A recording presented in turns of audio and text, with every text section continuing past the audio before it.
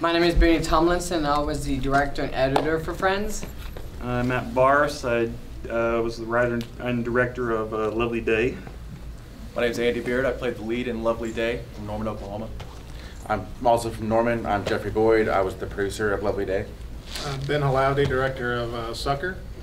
Adam Smith, part of the Smith Pixels team, also on Sucker.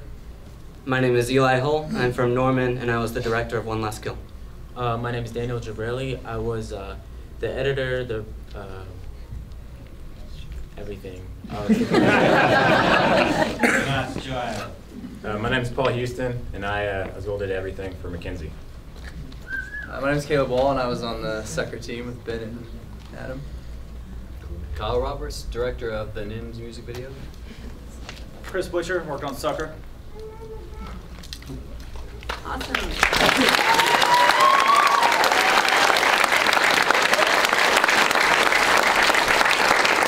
Do we have any questions to start off with? Does anyone have any specific questions for any of our filmmakers? Is that, the music video, was that in their song, or is it another song, or where did the song actually Yeah, it's by the NIMS. They're from Norman, and actually the song was actually in Khaki Porch's short as well. We had to rearrange the order there. That's play right after. Yeah, exactly. We had khakis and then yours. And we were like, oh. That doesn't Yeah. Yeah. Right. Yeah, in the back. How do you get your own crew, your camera crew and editors and everything? You beg. You make a lot of promises you can't fulfill. And once you get them on the set and then everything's in the can, you say, "I'm sorry, guys, I'll pay you. You can make it on the back end." Craigslist. That's help too. Free food. Yes. Free food. Yeah, paying your crew is important. Or feeding your crew. Feeding your crew. Paying your crew is also important, but you're paying. Doesn't always happen. Yeah, paying is also a good way to get crew. Yeah. Any other questions? Anybody? How did you guys, who came up with the video? Whose idea was it to? It was actually David Nims, the lead singer, and he just kind of came to me. He's like, we want to recreate this 90s style video game, and they were looking at different directors in California and other things, and they saw that I was here doing stop motion stuff, and they were like, we think you could do this. And I said, you bet I can. So yeah, that's basically it. Awesome. Then I have a question for Friends. How, I might have missed this when I didn't fix the microphone a minute ago, but where did you find the kids for your movie? I got them through Miss Shody Long, very talented casting director, and she does acting classes, but she always encourages her kids to audition, and hers, even her adult students and everything. And so I just contacted her, and she gave me a bunch of resumes, and she was mad. And Landon was the one who cried. He did a beautiful job in the film. Landon Sims. He couldn't be here tonight, but yeah. So that's how I got them. Then I got Kelly. The funny thing, I actually found her through Craigslist. So, awesome. The teacher in film. So. Yes. One Last Kill, was that part of a group project or student project or anything? No, it was actually an independent. Well, I'd gotten some other students together. One person got an independent credit for it, but it was me wanting to make a short film on my last semester in school. And then Sucker? Was that someone said that's a 48-hour film contest? Yeah, that was for the 48-hour project last August. It was written, shot, edited, and original score in 48 hours. That's amazing. We've cleaned it up since then. But, I mean, all the core stuff. Yeah, the mass of it was 48 hours. Awesome. Well, cool. Thank you guys so much. Oh, whoa. Oh, sorry. I have a question. One Last Kill was awesome. I really enjoyed it. Was it always the narration in your mind, or at the beginning was there some dialogue? Always narration. It always was? Yeah. Cool. Anything else? Say, a lot of talent and filmmaking and music seems to be coming out of Norman now. Is that accurate? To say that? Yep. Yeah. I think so. Yes. Way to keep it in Oklahoma.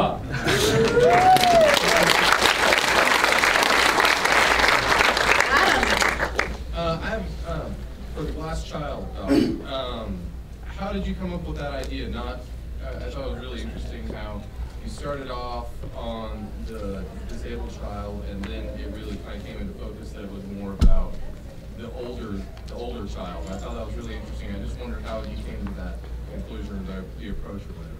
Well, I used to volunteer for an organization that helps those children, and so I got interested. So I pitched the idea to my teacher, and we both thought it was a great idea. And I started interviewing the girl, and so we went from there. So How old are you, by the way?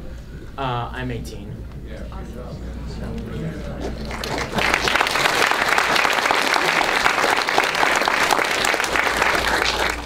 very uplifting. I have another question. Go ahead. For the Friends director, what's it like going and directing like all those kids? Was it tough to handle all of them? You know, especially you're pretty young, so. Well, you know, it's funny thing is like I've always like, remember, it's like I've always said I don't know if I'm ever going to direct kids again because I had some ups and downs experience with a couple of films before that. But I wanted to give it a try, and so, you know, Michelle DeLong helped cast all the extras and stuff, and of course got the two leads and everything. You know, just, you know, it's all organization. You know, I just grouped everybody, and, you know, all those kids did a beautiful job. We had some crazy ones and some, but, you know, but most of all, everybody did a beautiful job. Everyone listened, but, you know, the way to keep everyone in line was, you know, you just kind of had to put everyone in groups. So when I like did the extras, like especially for like the playground scene and for the school and everything, you know, we kind of grouped like, okay, the football kids need to be over here. The kids who are going to be doing Foursquare need to be over there and all that. So I had to try to really organize because we had about like on one day, like the first day of shooting on Playground, the second day was just freezing cold, so we didn't get everybody to come back. But the first day, when we did the playground and stuff, we actually didn't use any of the footage because it actually screwed up the continuity because the sun came out. So, but we had actually probably about 60 to 70 kids out there in that playground, and you know, of course, with a lot of parents helping out and everything, it really, you know, keeping everything organized. It was great, and you know, I've always wanted to direct kids. You know, they're fun to work with, and you know, and I tell you, you know, Matt and Leonard both can go far in their career. They're both so talented, and they did a beautiful job, and same with Kelly. So yeah. Yeah, Bunee did an awesome job. Thank you. You did a great job. He got everyone together so well. Yeah. Yeah, he's very mature. They're all in 2 weeks. He's very mature, and so he's like hyper professional, but he really did a great job. Thank you. You did too. Directing the folks. You're awesome. Oh. I got a question for the guy in the purple shirt, Caleb. Do you have any tips or advice on how to get to a typical film shoot? And I also want to add, Kyle, you're a badass. Tips. The best filmmakers I've seen have always surrounded themselves with people that are way more talented than they are most of the time, and finding friends who are really good and having them help you out and stuff. And it's never. One thing I love about working on movies, it's like it's very much like everyone does their job and you create this incredible product type of thing, and just having people you trust and people that are invested in your project and stuff. So.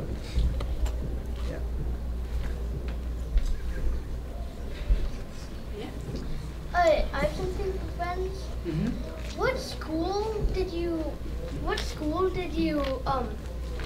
film at? I actually filmed it at my elementary middle school. We actually were having a lot of issues trying to get schools. We actually I contacted about 7 or 8 schools, and they all wanted liability insurance, and I didn't want to pay $1,500 or more to pay on liability. So I just thought, hey, I'm great friends with all my teachers in my old school, and I'm good friends with the principal. So she just like, come on in and film. We did use an elementary school in Oklahoma City, and the principal said that we could use everything in the outside because the playground was, you know, open to the public. So actually the cops actually did show up and kind of had to watch us for a while because one of the teachers drove by and freaked out. So apparently, so we had cops watching us the whole time. So it was interesting, but. But what school? What was the name of the school again? I can't remember. Wilson, yeah, Wilson Elementary. Can't remember. mentioned Craigslist.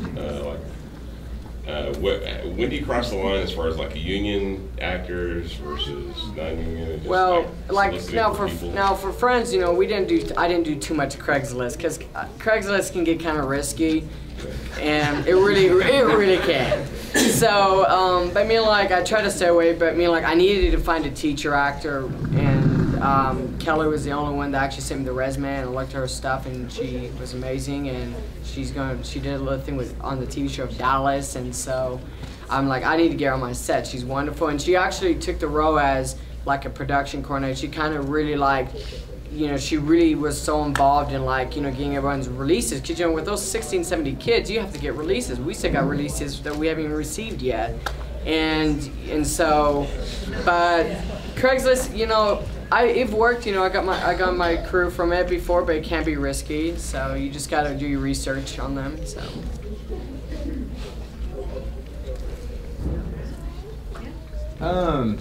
Who was the filmmaker of Lovely Day? That was you, right? That was awesome. What was your inspiration for that? What was my inspiration? Yeah. I wake up in the morning. I don't know. I was just curious. It's just a deep answer, man. Oh. It's just it's observational. Does that make sense? Very deep. Yeah. I get it. I think many years working in a bar, watching people has helped a lot. The observation part.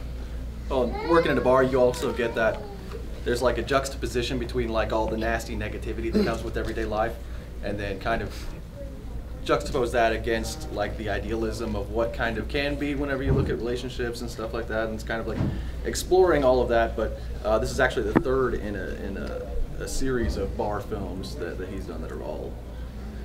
We all worked at bars forever, so it kind of it's our bar comes trilogy. together. Yes.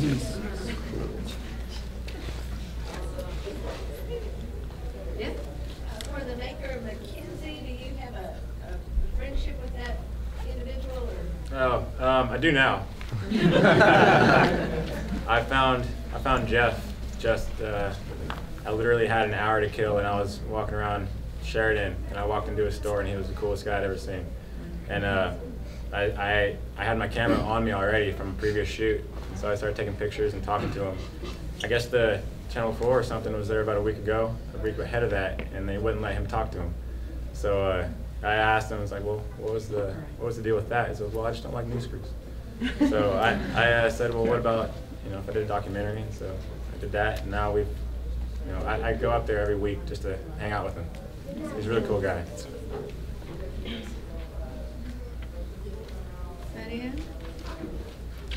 All right. Thank you, guys.